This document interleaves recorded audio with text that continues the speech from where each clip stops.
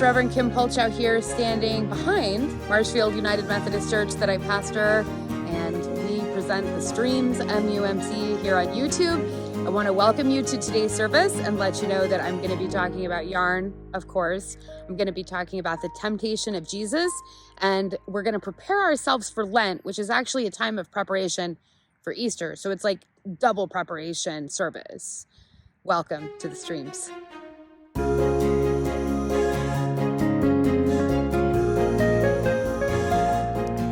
Today I'm going to tell you about one of my very favorite books for children, Extra Yarn by Mac Barnett and illustrated by John Clausen. It's one of my favorite combos of writer and illustrator as well. It's a pretty book. I'm not going to read it to you because I don't have permission to read it to you, and I love the work so much. I would never want to do that without permission, but I am going to tell you about the book and recommend that if you have a kid in your life, this would be a great present for them for a Christmas or a birthday. So in this book, we learn about a little girl named Annabelle who finds a box of yarn. And with that yarn, she knits herself a colorful sweater. And when it's done, she has extra yarn. And so she ends up making a sweater for her dog and then for her friends. Her colorful sweater becomes distracting to her class, so she knits everyone in her class sweaters. And she still, after every project, has extra yarn. So she starts knitting sweaters for all the people she knows, except the one guy who doesn't wear a sweater. So she knits him a hat. And then she starts knitting sweaters for all the animals. And then she still has extra yarn. So she starts knitting sweaters for all kinds of things, mailboxes, churches, houses, light poles, etc. And you see through the book the whole town changing from this drab sort of black and white town to this panorama of color. And no matter what she knits, she always has extra yarn. So near the end of the book, a fashion-hungry archduke comes and offers her money for her never-ending yarn box. And they end up negotiating the price up to $10 million, but she refuses. So he sends thieves in to break and take it. And he goes back home with the box of yarn. He sits down in his triumph, opens the box of yarn, and finds it's just an empty box. And he's so mad, he throws it out the window and curses sweet Annabelle to never be happy again. We see the box floating on icebergs. We see Annabelle finding the box, sitting in one of her sweatered trees with it. And we find out that Annabelle found yarn in the box and was happy again. We get Jesus born to us at the end of December, and by March, and this year, February, we begin Lent, the season of Lent, which prepares us for his death and resurrection at Easter. That time frame always seems too short for me. Can't we have Jesus alive until August at least? We just celebrated his birth, and we're already preparing for his death beginning on Wednesday. But that's the timeline of the church year. And it makes some sense. Jesus's ministry on earth was very short. He's born, he goes to the temple as a kid, then he's an adult getting baptized by his cousin, then he wanders in the wilderness for 40 days, then he spends a couple of years in public ministry, and then he's gone. With such a short ministry, it seems strange that he starts it out alone in the wilderness. But we know there are important reasons Jesus did this. There's historical precedent. Remember the Exodus. The Israelites are freed from slavery by Moses and God and then wander around the wilderness for 40 years until they land in Canaan, the promised land, which becomes Israel. So the 40 days of Lent, which are actually 40 days plus Sundays, echo these 40 days of Jesus in the wilderness. And those 40 days in the wilderness echo the 40 years of preparation for God's people. Jesus goes out to wander in the wilderness as a young man, and I think it was to find himself. It's kind of like those college grads who traipse through Central America or Europe with a rail pass and a grungy backpack, except his trip was more profound.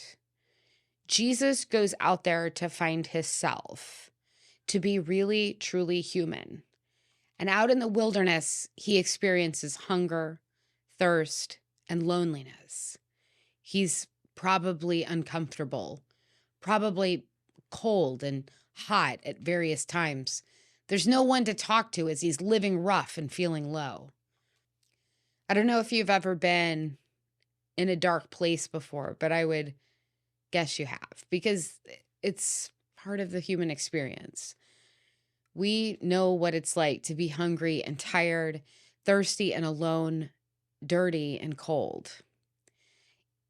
Even if those moments pass for a lot of us very quickly, we know what that feels like. And in these moments, when we really get to know what we're like, we may find ourselves fairly centered on what we need and what we want and us. The devil knows this. He shows up with some ideas for Jesus. Let's hear from Matthew's gospel. Matthew 4, 1 through 11. Then Jesus was led up by the Spirit into the wilderness to be tempted by the devil. He fasted 40 days and 40 nights, and afterwards he was famished. The tempter came and said to him, "If you are the Son of God, command these stones to become loaves of bread." But he answered, "It is written, one does not live by bread alone, but by every word that comes from the mouth of God." Then the devil took him to the holy city and placed him on the pinnacle of the temple, saying to him, "If you are the Son of God, throw yourself down, for it is written, He will command His angels concerning you, and on their hands they will bear you up, so that you will not dash your foot against a stone." Jesus said to him, "Again it is written, do not put the Lord your God to the test." Again the devil took to him a very high mountain and showed him all the kingdoms of the world and their splendor, and he said to them, "All these I will give you, if you will fall down and worship me." Jesus said to him, "Away with you, Satan, for it is written, worship the Lord your God and serve only him." Then the devil left him, and suddenly angels came and waited on him. Care for your physical needs. Soothe your ego. Take it all, offers the spirit of temptation. In other words, now that you know what it's like to want and need, let's just keep that focus on you. That's the temptation of Jesus Christ. Make it about you. Center on yourself, Jesus. But the ministry that follows is so much not about Jesus that he will have to be asked by his disciples who he is at some point. And even when asked, he'll turn the question back to them. Who do you say that I am?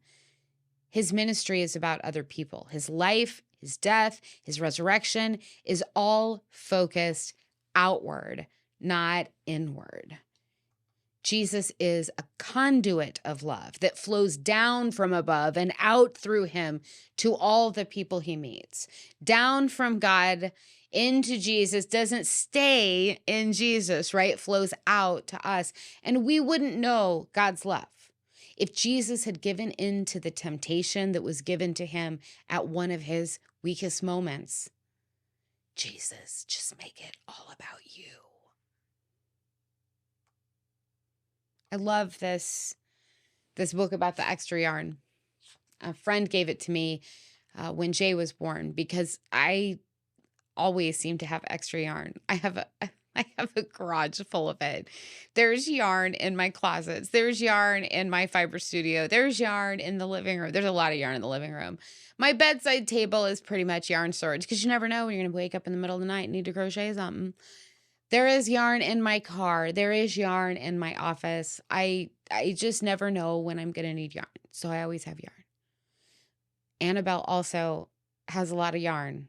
She has a box of yarn that never runs out. You know, the first sweater she knits is for herself. And she is the only bright spot in this town of dark buildings and white snow. And then she knits one for the kid that makes fun of her sweater, and for the class that's distracted by her, for her teacher that tells her to knock it off with the sweater, for the people she knows. She makes a hat for the strange man who wears shorts in the snow. Do you know that guy? I know that guy. Annabelle is focused outward. Instead of knitting herself a dresser full of sweaters for the future because she will not mock herself, she knits sweaters for people who mock her. She knits sweaters for people she knows and doesn't know well. She knits sweaters for animals and buildings. She yarn bombs. That's what it's called when you knit cozies for things that don't need cozies. Like if you knit a cozy for your fence or your mailbox, you've yarn bombed it. So she yarn bombs the whole town, and the town starts to change. It's obvious in the illustrations that it's a more colorful place now. It's prettier and brighter and happier because of this little girl and her magically unending supply of yarn and generosity, her outward focus. And then she meets the Archduke, who's focused inward. He wants the box, the unending yarn box for himself, for his clothes. He'll pay anything for it, do anything for it, steals it, takes it home, opens it, and there's no yarn in that box for him. But when he throws it away with a curse on her future happiness, the box floats back to Annabelle, who keeps her happiness in the town she has transformed. When we are low, lonely, hungry, tired, cold, hot, uncomfortable, down, down, down, when we need and when we want, we are so susceptible to temptation. That's the moment when the spirit of temptation comes along and whispers in our ear, this is about you. Keep it about you. Keep the focus on you. So we need to take good care of ourselves so we don't get to that susceptible place where temptation can strike most effectively. But if we get there and we give in, we will have no extra yarn for anyone else. And extra yarn is what Jesus had plenty of.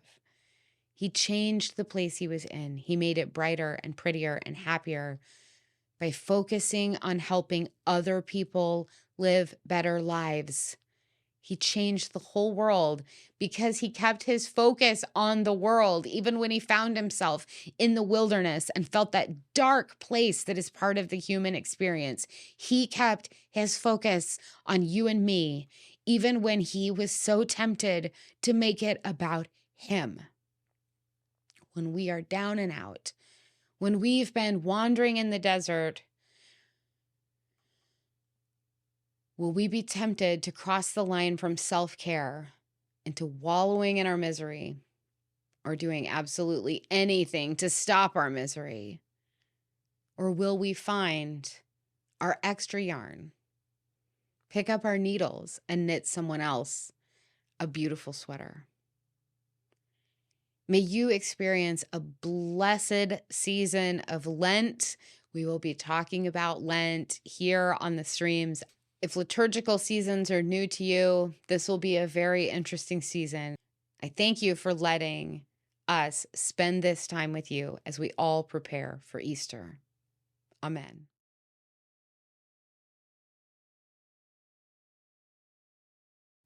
Let us say together the prayer Jesus taught us. Our Father who art in heaven, hallowed be thy name. Thy kingdom come, thy will be done on earth as it is in heaven. Give us this day our daily bread, and forgive us our trespasses as we forgive those who trespass against us. And lead us not into temptation, but deliver us from evil. For thine is the kingdom, and the power, and the glory forever. Amen.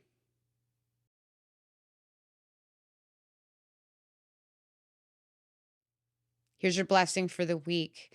May you go out and see where the world needs a little more color, a little more love, a little more you. And may you always have extra yarn and extra Jesus to share. Amen.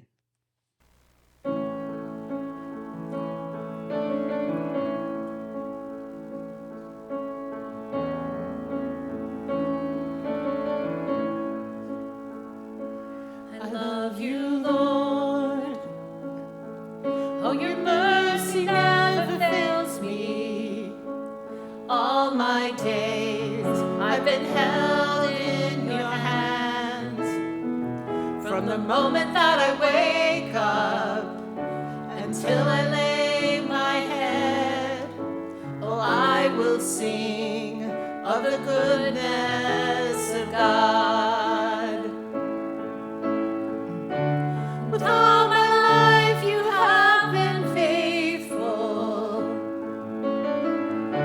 and all my life you have been so, so good.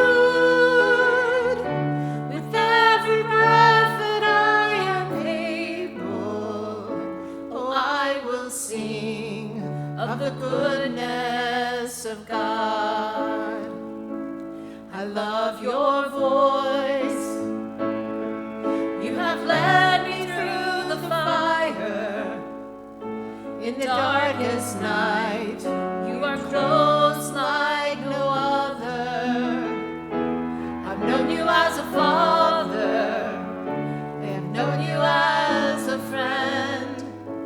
And I have lived in the goodness of God. And all my life you have been faithful. And all my life you have been so, so good. With every breath that I am able, oh, I will sing of the goodness of God. Your goodness is running after, it's running after me. Your goodness is running after, it's running after me. With my life laid down, I surrender now. I give you everything. Your goodness is running after, it's running after me.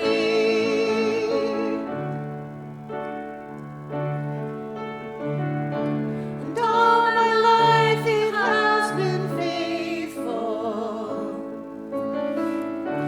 And all my life it has been so, so good. With every breath that I am able, oh, I will sing of the goodness of God. And all my life you have been faithful. And all my life you have been so, so good.